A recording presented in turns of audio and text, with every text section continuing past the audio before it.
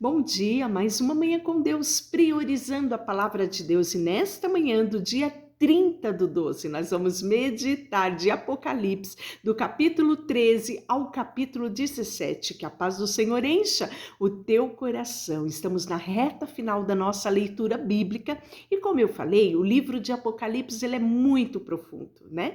E nós não temos tempo para fazermos estudos e explicarmos os detalhes, as profundidades do livro de Apocalipse. Vamos fazer apenas a leitura, né? Dando alguns detalhes aqui, alguns detalhes ali. Mas sugiro a você que dedique um tempo maior, né? Para aprender os segredos que tem Apocalipse a nos revelar, né? Depois deste primeiro tempo que você lê o Apocalipse sob a ótica que eu falei esta semana de João, lá na ilha de Pátion, você vai ver que não deve ter medo do Apocalipse, e sim procurar entender aquilo que Deus quer nos falar sobre os fins dos tempos. E no capítulo 13 ele vai falar da besta que subiu no mar. E você vai entender aqui que quando ele fala da besta, ele não está falando de um animal, ele não está falando da figura de um animal, de uma pessoa, mas ele está falando do quê? Que essa besta ela representa um poder religioso, um poder político, né? Tanto é que ele vai falar assim: e eu pus-me sobre a areia no mar e vi subir do mar uma besta que tinha 7 cabeças e 10 chifres. E sobre os 10 chifres, 10 diademas, e sobre a cabeça um nome de blasfêmia. A besta que vi era semelhante ao leopardo, então ele vai dar características, né? Dessa besta. Então os pés dela é de uma forma, né? Os seus pés, ele fala, né?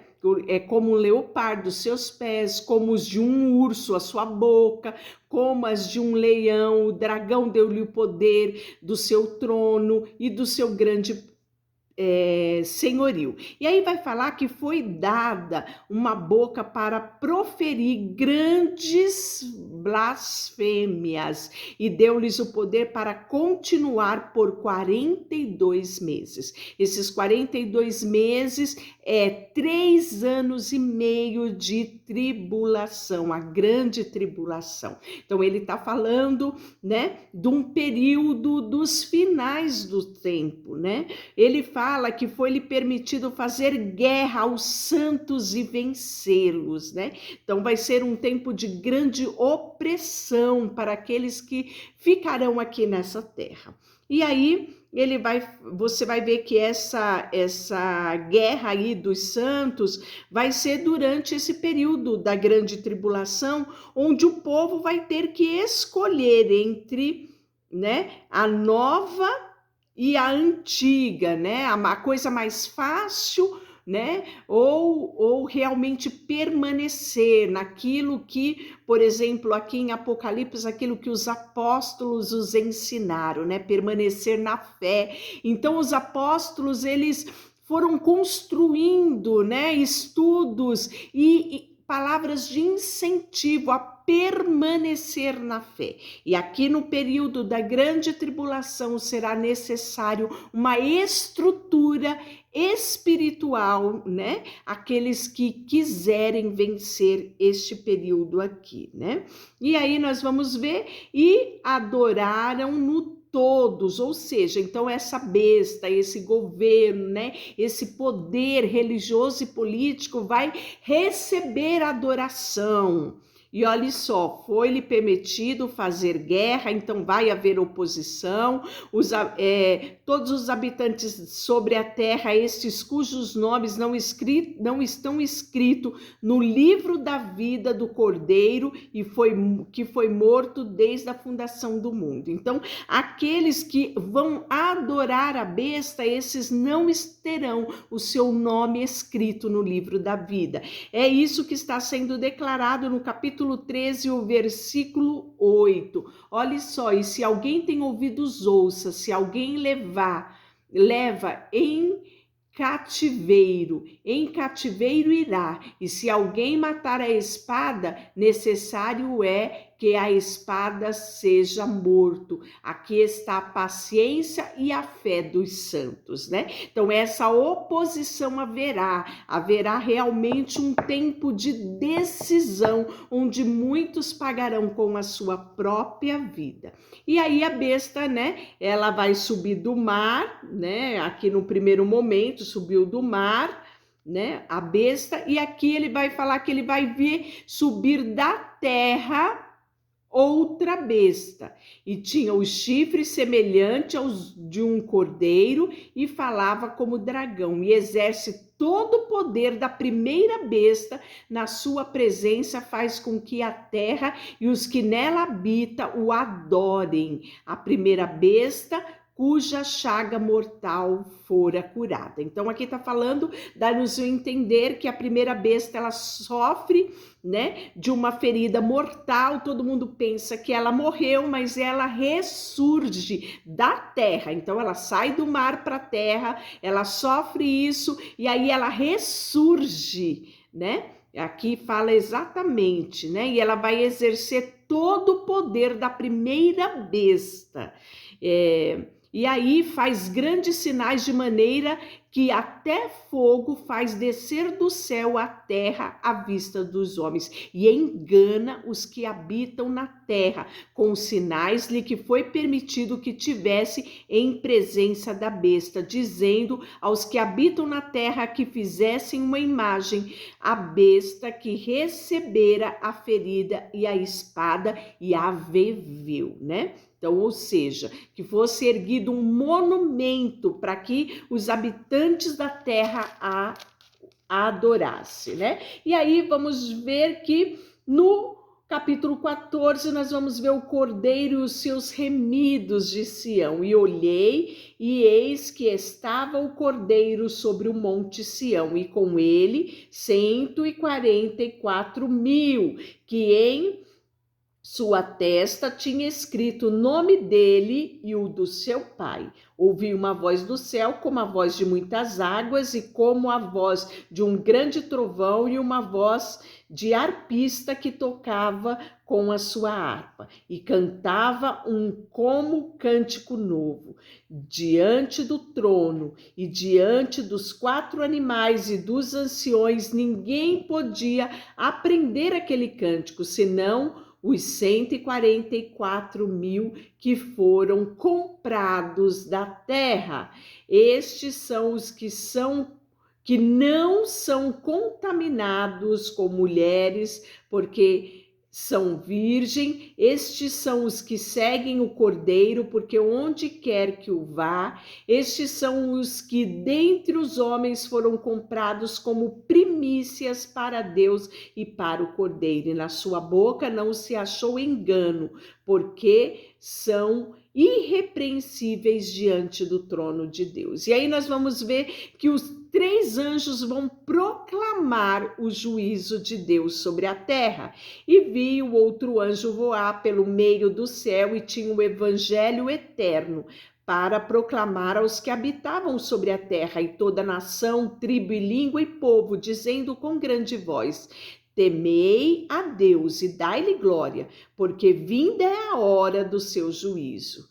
E adorai aquele que fez os céus e a terra, o mar e as fontes das águas. E outro anjo seguiu dizendo: caiu a Babilônia, né? Aquela grande cidade que com todas as nações deu a beber o vinho da ira da sua prostituição. Então, quando ele fala que caiu a grande Babilônia, no capítulo 14, versículo 8, aqui representa um sistema político, religioso e comercial muito poderoso da época, né? Nós já vimos essa expressão também nos textos, né, de Daniel, por exemplo, falando a respeito da grande Babilônia. E aí nós vamos ver que também o tal beberá do vinho da ira de Deus que se deitou diante, misturado no cálice da sua ira, e será atormentado com fogo, enxofre diante dos santos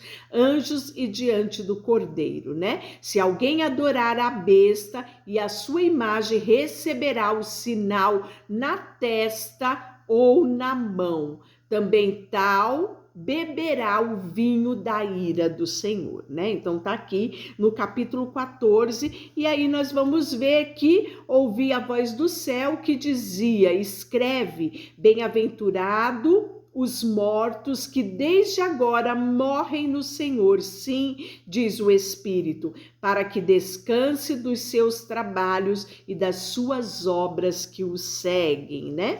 E aí nós vamos ver a ceifa e a vindima. Olhei e eis que nuvens brancas e assentado sobre a nuvem um semelhante ao Filho do Homem, que tinha sobre a cabeça uma coroa de ouro e na mão uma foice aguda. E outro anjo saiu do templo, clamando com grande voz que estava assentado sobre a nuvem: lançai a sua foice cega, e já é vinda a hora do cegar, porque já a seara da terra está madura. Né? Então, isso é um alerta para nós estarmos muito vigilantes sobre os tempos em que vivemos e a conexão disso com a palavra de Deus. Capítulo 15, 7 anjos com as taças das últimas pragas. Então, aqui nós estamos vendo um derramar da ira de Deus sobre a terra. Vi outro grande e admirável sinal no céu, 7 anjos que tinha as 7 últimas pragas, porque nela é consumada a ira de Deus. E vi um como um mar de vidro misturado com fogo, e também os que saíram vitoriosos da besta e da sua imagem e do seu sinal e o número do seu nome, que estava junto ao mar de vidro, e tinha as harpas de Deus, e cantavam o cântico de Moisés, servo do Senhor, o cântico do Cordeiro, dizendo: grandes e maravilhosas são as tuas obras, Senhor, Deus Todo-Poderoso, justo e verdadeiro são os teus caminhos, Rei dos santos. Quem te temerá, ó Senhor, que não magnificará o teu nome, porque só tu és santo. Por isso todas as nações virão e se prostrarão diante de ti, porque os teus juízos são manifestos, né? Capítulo 16, ouvi a vinda do templo uma grande voz que dizia aos 7 anjos: ide, derrama sobre a terra as 7 taças da ira de Deus. E foi o primeiro a derramar a sua taça sobre a terra, e fez uma chaga má e maligna nos homens que tinham o sinal da besta e os que adoravam a sua imagem. Então agora nós vamos ver a descrição do derramar dessa taça, que é a ira de Deus, né? E no capítulo 17 vai falar com detalhes sobre a queda da Babilônia, né? E aí a visão da grande prostituta sentada sobre a besta, né? Então isso aqui é todos realmente uma analogia, não representa um animal, como eu falei, mas um sistema político, um sistema econômico, né, um sistema religioso. E aí eu quero te convidar para que amanhã a gente finalize a nossa leitura bíblica. E atenção, eu vou postar o calendário da nossa leitura bíblica de 2022, para que você tenha acesso a ele pelo canal do YouTube. Eu vou disponibilizar o link, né, para que você tenha acesso a calendário da leitura bíblica, e eu quero te convidar a convidar outros, isso mesmo, para 1º de janeiro nós iniciarmos todos juntos a leitura da palavra de Deus. Deixa eu orar por você. Senhor, nesta manhã queremos agradecer a Ti tudo que temos, tudo que somos, e depositar diante do Senhor as nossas expectativas, os nossos sonhos, as nossas esperanças, Tudo, Senhor, que ansiamos, queremos colocar diante do Senhor. Em nome de Jesus. Amém. Deus te abençoe.